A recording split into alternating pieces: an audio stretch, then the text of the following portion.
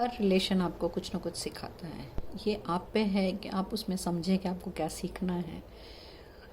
जो चीज़ें स्मूथ होती हैं, जो रिलेशंस में आप कंफर्टेबल फील करते हैं, वो ऐसे ही बता के जाते हैं कि हाँ ये आपका नेचर है, जो आप कंफर्ट जोन में हैं और आप वो चीज़ें करना चाहेंगे क्योंकि आपके मन जैसे हो रही हैं। और जहाँ रिलेशंस ऐसे हैं कि जहाँ फ्रिक्शन हो रही है बार बार, या आइडियोलॉजी का एक कॉन्फ्लिक्ट है,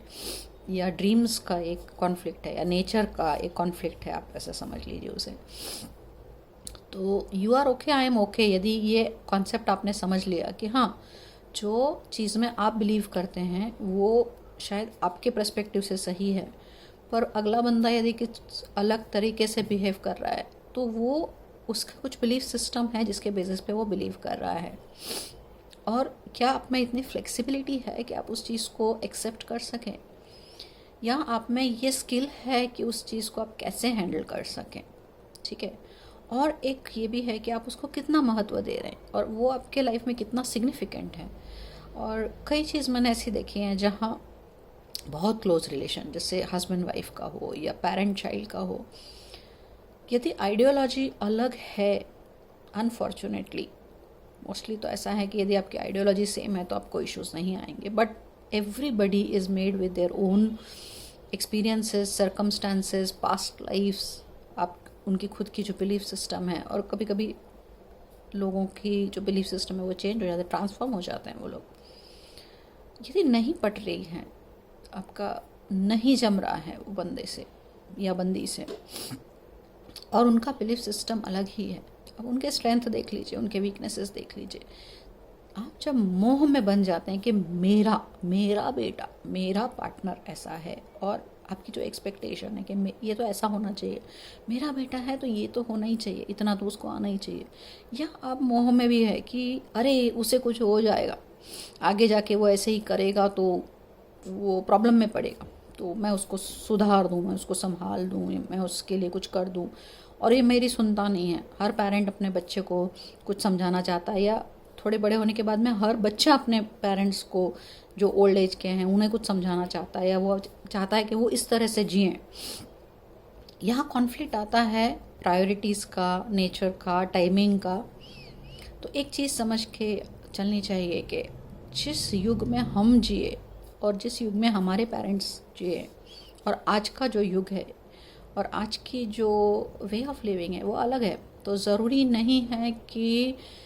जो चीज़ों से आपको बेनिफिट हुआ वही चीज़ करने से आपके बच्चों को बेनिफिट होगा। बच्चों को भी ये समझना चाहिए कि यदि पेरेंट्स उन्हें कुछ समझा रहे हैं तो वो अपने एक्सपीरियंस के हिसाब से आपको समझा रहे हैं। आप खड्डे में गिरो उसके बाद में समझो, इससे बेटर किसी ने ऑलरेडी किया हुआ है, वो तो आपको समझा रहे हैं आप, तो उनके एक्सपीरियंस से आप उसका यूटिलाइजेशन करो ना, स्मार्ट बनो, लिसनिंग दो, एटलीस्ट लिसनिंग दो। आप उस चीज़ को डिप्लॉय करो या नहीं करो वो आप पे है, बट आप एक बार लिसनिंग दो। आप अनबायस्ड लिसनिंग दो, जजमेंट किए बिना, एज इफ कोई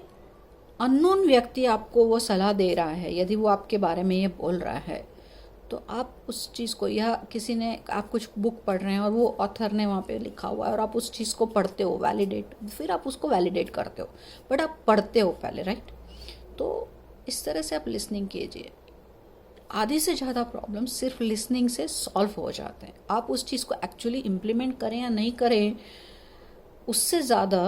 आप उस चीज़ को आपने किस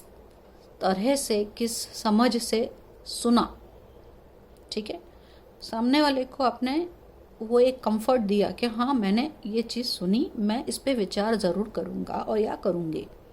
जब आप सिर्फ इतना करते हैं, आप जेन्युइनली उस पर विचार करते हैं, और उसके बाद में आपको जो ठीक लगे कि हाँ ये करने जैसा है या नहीं करने जैसा है, आप उनको जाके कम्युनिकेट कीजिए। या ज़रूरी, मतलब ठीक है मैंने सोचा पर ये मेरा व्यू है, या मुझे ये ठीक लग रहा है अभी सिचुएशन में, यदि वो आप नाइसली कन्वे कर सकेंगे उनको, तो एंड एक्सप्लेन करेंगे कि भाई मैंने सुन लिया, बट मुझे ये चीज़ है और मैं अभी इस रीजंस की वजह से मैं XYZ एक्शन ले रहा हूँ, आपने जो ABC बोला वो मैं नहीं कर रहा हूँ, क्योंकि मेरा थॉट प्रोसेस ये है। तो कहीं न कहीं जाके जब आप ये समझदारी दिखाओगे, जब आप ये कॉन्फिडेंस दिखाओगे, जब आप ओपन टू रिसीविंग होंगे, ओपन टू लिसनिंग होंगे,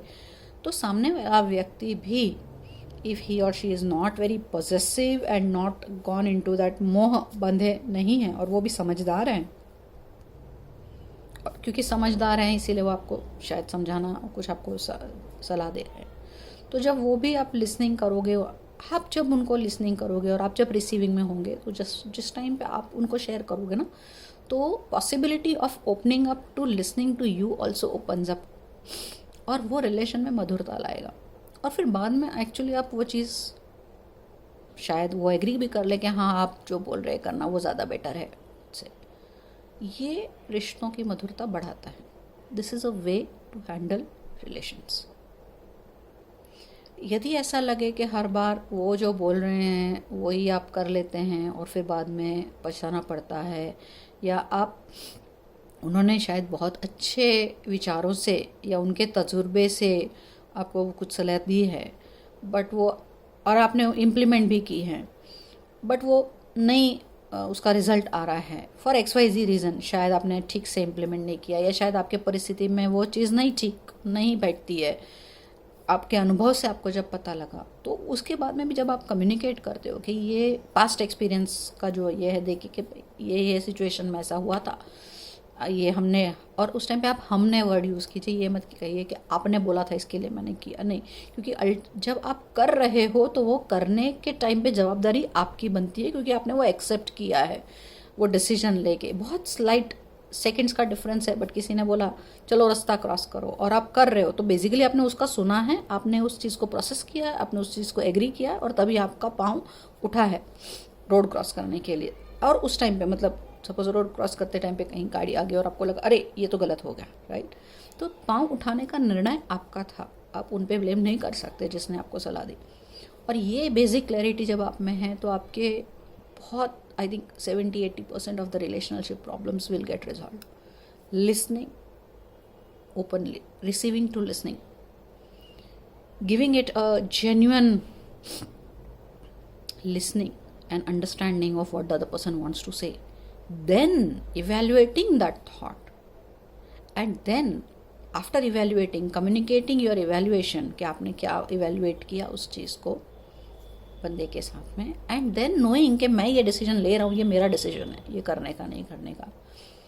उसके बाद में जो भी होगा बाद में आउटपुट, तो वैसे भी हम ये नहीं करते हैं, राइट, क्योंकि आउटपुट तो क्या आना है वो तो बाद में पता चलता है, बट डिसीजन लेते टाइम पे, and then not to blame anyone, not even yourself और the person who has advised you, for if the output is not in your favour, और even if the output is in your favour, या you can go and you can always thank him, you can make that judgment. So keep a distance between everything that you between yourself as well as your actions, between yourself as well as आपके खुद के बीच और आपके action के बीच में एक अंतर है, आपके और आपको जो रिलेशन जो सलाह दे रहा है उसमें एक अंतर है। वो अंतर को हम गैप बोलते हैं मेडिटेशन टर्म्स में। वो गैप है, वो स्पेस है, 5 एलिमेंट्स का वो जो स्पेस शब्द है वो यहाँ इस टर्म में मैं यूज़ करना चाहूँगी। आई होप आज का ये लिसनिंग, आज का ये इनर रिफ्लेक्शन